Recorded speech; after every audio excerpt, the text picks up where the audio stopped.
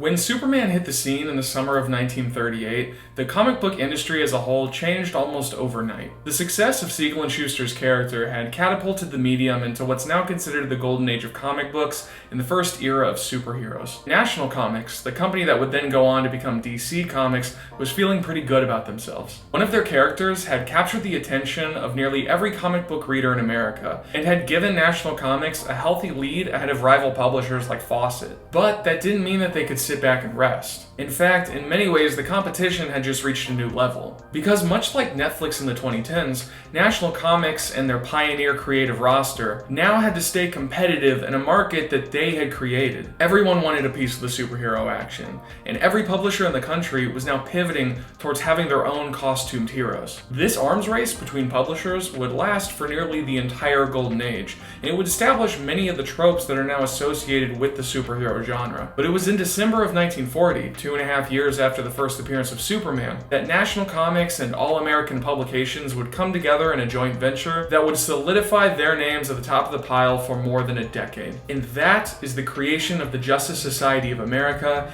and All-Star Comics issue number 3 by Gardner Fox, Everett Hibbard, and Sheldon Mayer. But an all-encompassing retrospective of the Justice Society of America isn't really as simple as starting in All-Star Comics number 3 and working through its decade-long run that culminated in issue 57 in 1951. Because to fully understand the Justice Society, you first have to understand each of its respective founding members, some of whom had been around for nearly 2 years by the time that the team had formed. By 1941, the market was completely saturated with costumed heroes, making it all the more important to understand what made these characters special. These were the characters that readers wanted to see again and again and again. These were the characters that kids everywhere couldn't stop talking about. And these were the characters that formed the first superhero team in comic book history. While Superman opened the door for what was possible, the JSA established the superhero genre as a force to be reckoned with and ushered in the next stage of its evolution. Seeing characters like Hawkman or the Flash or Dr. Fate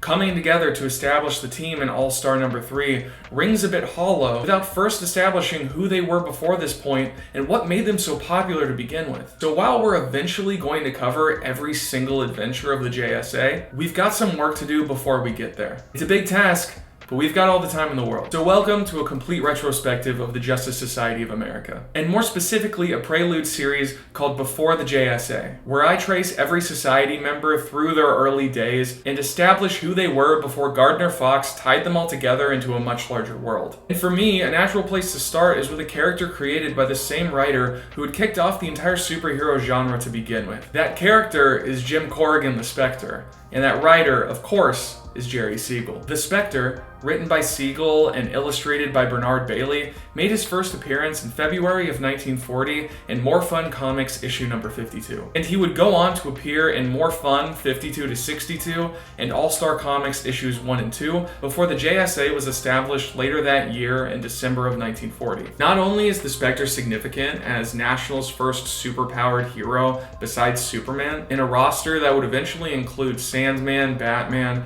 Hourman, and Dr. Fate by 1941, but he was also significant as Siegel's first major outing on a character besides Superman. And while Superman and the Spectre are essentially godlike figures to non-powered heroes like Batman or Sandman, in many ways they're quite opposite from one another. While Clark Kent is a farm-raised boy from Smallville with the innocence and strict morals of his rural upbringing, Jim Corrigan is a hard-boiled detective with a very grim view of humanity. While Superman's powers receive at least a cursory scientific explanation, the Grim Ghost's powers are much more ethereal and mysterious in nature. And while Clark views his powers as a gift meant to be used in aid of humanity, Corrigan's can just as easily be viewed as a curse that he seemingly may never escape from. Because when I read through this first set of issues, the thing that I was struck by the most was how different Jim Corrigan was from some of his other contemporaries, and how that made him all the more compelling. And it proved to me that Siegel didn't just find his success as a writer off of just a gimmick, and that he was capable of far more sophisticated writing and character work than he displayed in some of his early Superman stories. Jim Corrigan is introduced in More Fun 52 as a bit of an unlikable brute. And while he's good at his job as a detective, that by no means excuses his very rough edges. He's a bit more beaten down down by life than someone like billionaire Bruce Wayne or a jokester like Jay Garrick. And this is expertly displayed in the dichotomy that's drawn between Jim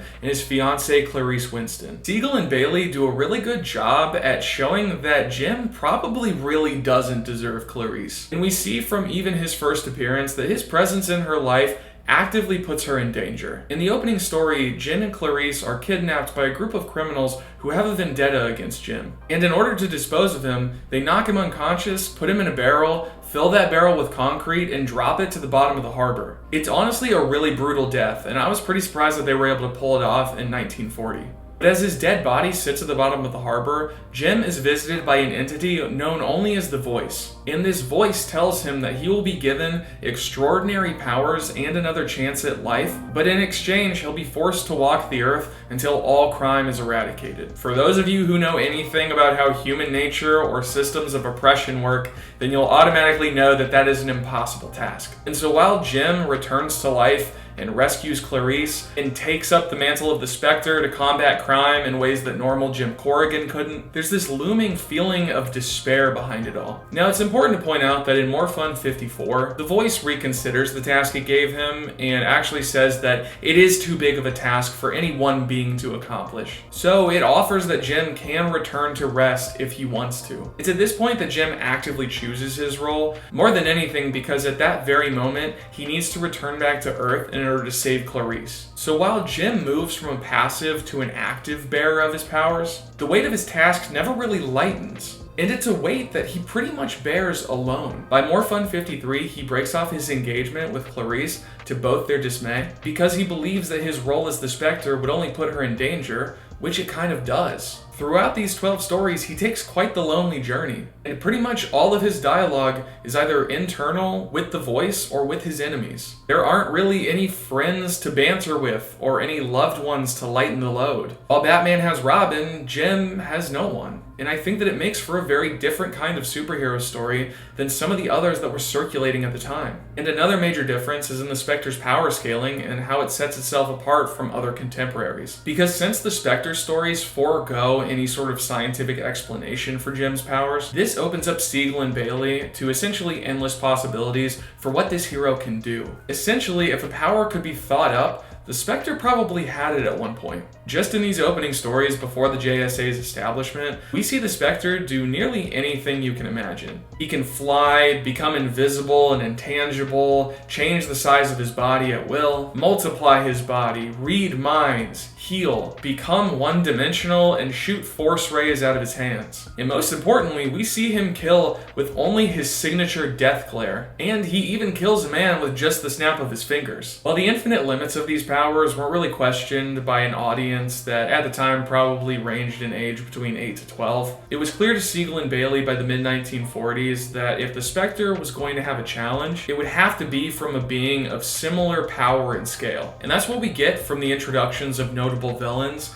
like Zor in More Fun 55 or Xenon in More Fun 60. And while Xenon is certainly interesting as an enemy from a pocket dimension who uses black science and his mysterious power rod to fight the Spectre, we really see Siegel and Bailey's creativity on full display in Jim's conflicts with Zor. Zor is introduced as essentially an evil dimension-hopping trickster with the same power set as the Spectre, although he uses his powers for mischief instead of good. And honestly, that's a good enough backstory for most readers, because we don't really get that much more information about Zor besides the fact that he's apparently been at this for centuries, meaning that he has quite the leg up on Jim in most of their conflicts, just based solely on his experience alone. While we've only seen Jim fight with street-level thugs at this point, his conflicts with Zor take a much more cosmic turn. And this is where Bernard Bailey gets to try out some more visually interesting ideas, like having Zor and the Spectre hurl comets at one another, or fight in outer space. And because Zor is so powerful, it often takes some quick and creative thinking on the part of the Spectre in order to win the day. In their first encounter, the Spectre tricks Zor into stepping into a paralysis ray and freezing into place. And in their second battle, he fashions a coffin out of ectobane wood,